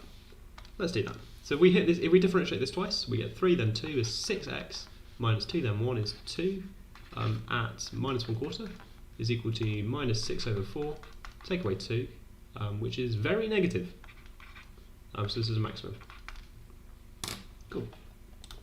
Could alpha be minus b? I considered that back. I considered that back up here. I paused and I took a question from chat and talked about something else because I was thinking, yeah, alpha could be plus or minus b. But then when I got down, so that was the pink coefficient, and then I thought about this blue coefficient of x squared. That gave me this equation, which I rearranged a bit. And then I realised that if I put in alpha equals minus b, then this equation would say 0 equals 1. Oops, no solutions over there. So I considered it briefly, in my head, I suppose. Should say it out loud, sorry. I considered it, but then actually what you really want is alpha equals b. That's the only way to get an actual solution out. Good, okay. Do we know alpha equals b from the start? Ooh, haha. Do we know it's the root? No, yeah, this is something I conflated as well. We're thinking about the value of b. We don't know at the start that that's going to turn out to be one of the roots. It's nice. It turns out that b is the value of the root, but it didn't have to be. If you do this whole question but with the number 2 in here instead, that changes everything. It changes that the value of b is no longer the same thing as the position of the root. We've got kind of the question's been written nicely in the sense that this b squared is a b squared, which is nice because it balances off this alpha squared in the arithmetic later on. Goodness me, that's a lot of stuff. How do we know a is positive? I don't. Oh no, yeah, okay, fine, I don't. Good point, I don't. A to b minus root 7 and 4, let's check that one. Very good comment. Whoa. Why doesn't that change anything? Doesn't change the picture at all, because only a squared appears in this question. The actual cubic has only got a squared in. Huh. Can't believe yeah, maybe I shouldn't have done that. Okay. Facts about polynomials makes it easier. So there's some Vita stuff that some people know, which does make some polynomial questions a little bit easier, which I don't love as a fact. We mentioned these a little bit. This is this is a tangent. There's some fact about it's a relationship between the roots of a polynomial and the coefficients of a polynomial.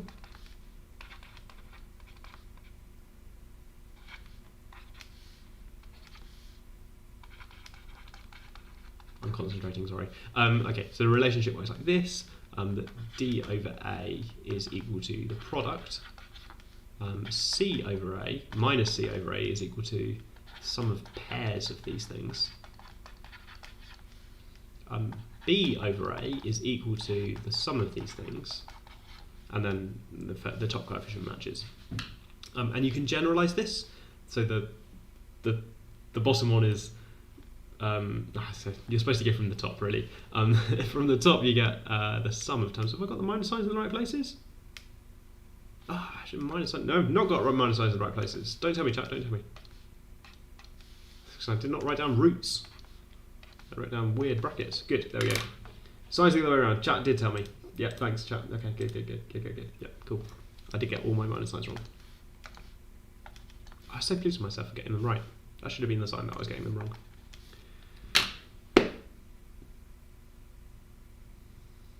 Further maths. Not the math syllabus. Which is my excuse for not remembering it properly. Good, right, okay. You can prove these by multiplying out, and if you prove them by multiplying out, you will definitely get all the minus signs right. Or did I do a square? Okay. Whoops. 2 rules, don't swear, don't divide by 0. Sorry, chat. Welcome to the first PG-rated MAT Livestream. Goodness me, we got 10 minutes on the clock. Keyboard on the bottom left, speaker icon. Speaker icon. Okay. Let's check. I'm going to turn the volume way down so that it doesn't deafen anyone. Okay, what does this do? Here, graph. Do I need to turn my sound on?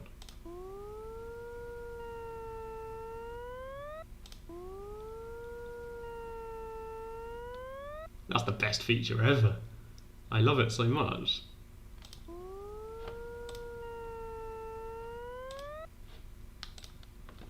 Thank you for pointing that out to me. That's fantastic. Very, very good.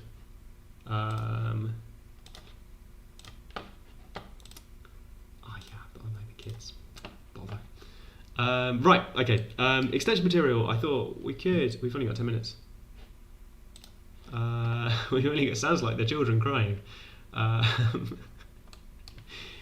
What was it they used to say on the Yogscast? The Yogscast used to say, my 7-year-old daughter heard this. Now she's upset. Roman wants to explain the ratio test. Decimal sound is brilliant, isn't it? Okay, so the ratio test is... No, I think I can't explain the ratio test live. I can't explain it and definitely get it right at 10 to 7. And I'm sorry, because I saw your comment about an hour ago when I was more awake, and I could maybe have explained the ratio test then. It's something like this. You've got an infinite number of things to add up. Just check the ratio of the terms. Check the ratio of those terms. If it's pretty good, then your series might converge to a number. Otherwise, no guarantees. That's pretty much, that's my memory of the ratio test at 10 to 7 on a Thursday. There was a request for the square call, so I'm going to go to a new graph. How does square calls work? I think I remember how square calls work, like this, right? Can decimals do the sound of a graph like this? We're learning. Also, please tell me if this sounds way too loud. Decimals, where's my thing? Oh. What if I put in a, what if I write it like this? Trick it into playing the sound of the top half of the square call. Yes!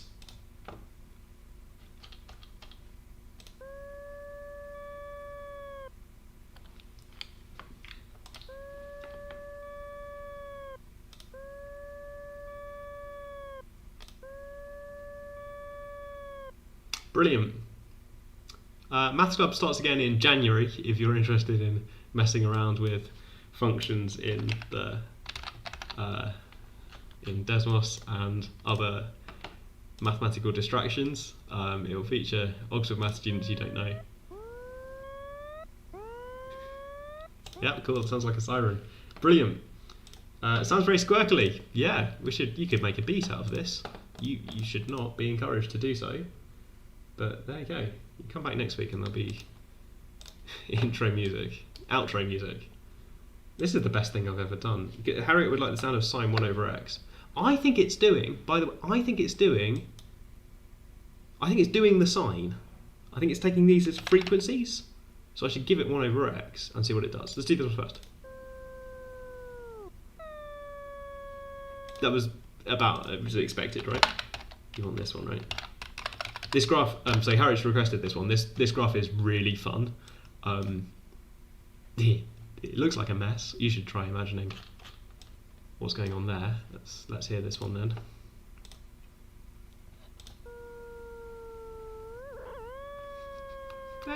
Fair enough. I think it went kind of too fast for me to properly appreciate all of the. If I pull this out. Yeah, okay, if I pull it out a bit, maybe that's more fun. Went too fast for me to appreciate the... Yeah, that is what that does sound like. Very good. Turn the speed down. Oh, is there a speed? Oh, there's a speed setting in here!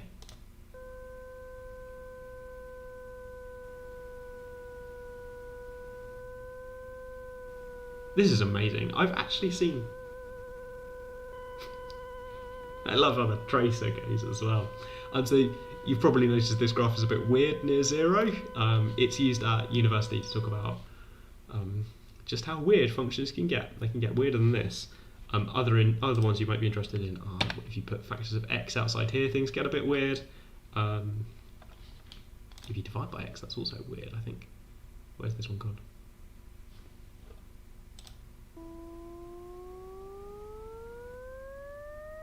I think it's been unimpressive when it hit 0. Brilliant! This is, out of all the possible tangents... Wait, I just need to find out who told me about sound. Who told me this?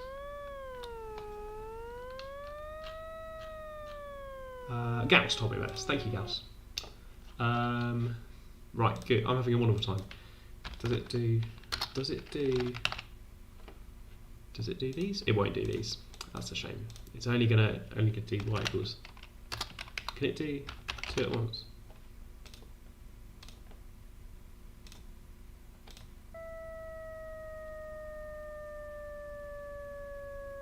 it's a new one. Is it just doing the selected one?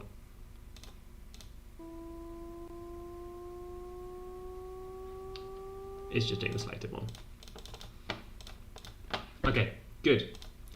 What a great feature. That's definitely wasted about 5 minutes of everyone's life here. Are we doing any actual math stuff? Any more math stuff? Let's do some questions. That'll really annoy everyone who turned off when there's all the sound stuff going on. Here are some really old math questions to do with the remainder theorem. There was one request about this. The remainder theorem, let's be really clear, is not on MAT anymore. These would not be suitable math questions for 2022. It works like this.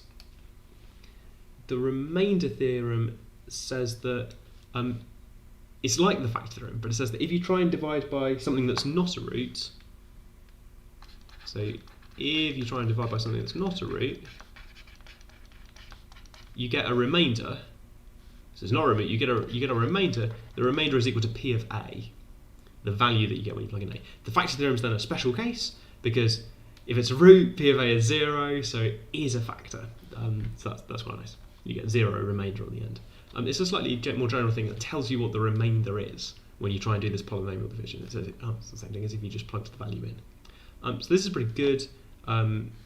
This is involving dividing polynomials by other polynomials, which is maybe a bit much for me right now.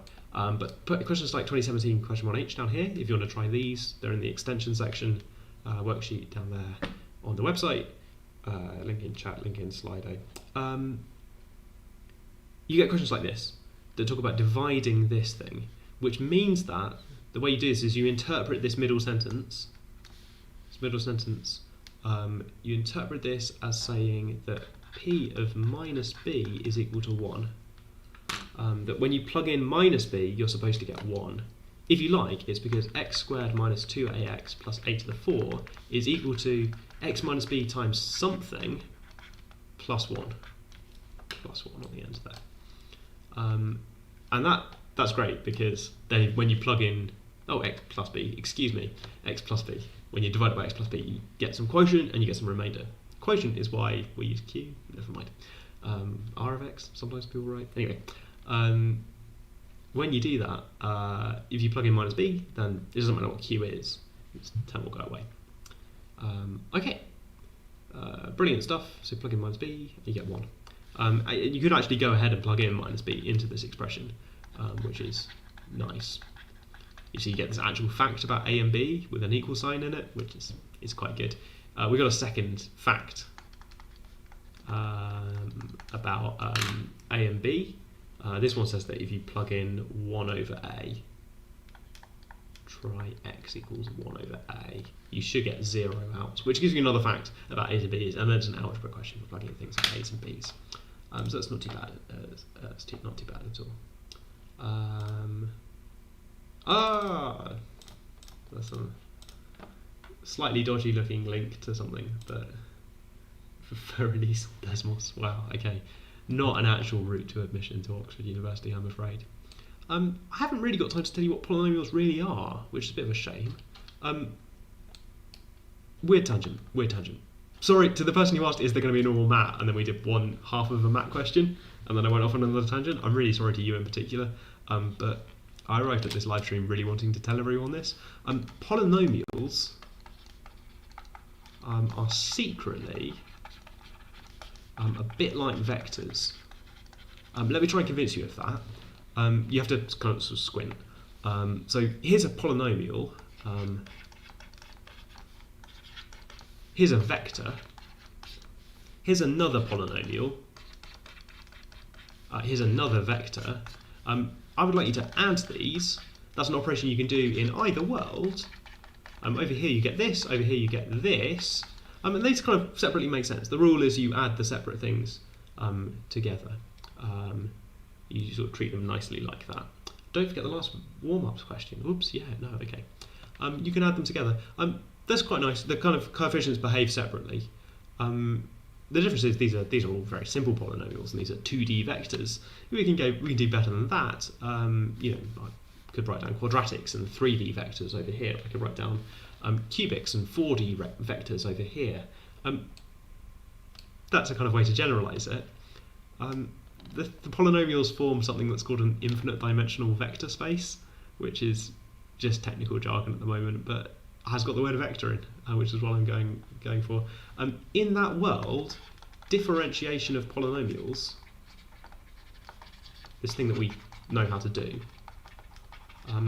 is secretly a bit like matrix multiplication. I know that we don't all know about matrices, but we don't all know about vector spaces, and I just mentioned those. It's a bit like multiplying by this matrix, which is sort of weird. The matrix is mostly zeros. It has numbers in it just underneath the diagonal. And the rule is that these numbers get bigger. There's a whole bunch of zeros, and it keeps going forever in these dimensions. It's an infinite dimensional matrix. So the world where if you squint enough so that polynomials start to look like vectors, differentiation of polynomials, reduce the power and do something to the numbers, starts to look like a matrix operation on those vectors, which is just the sort of mad stuff that I like to tell people when there's no chance that this makes any sense at all. Oh, is it in 3 blue 1 brown? Isn't it 2y? Oops. Sort of, I suppose. Point taken. Point taken. I guess what am I thinking of? I'm thinking of the function y equals... I should be more specific, I suppose. I'm thinking of the function f of x plus g of x. Maybe I don't want any y's.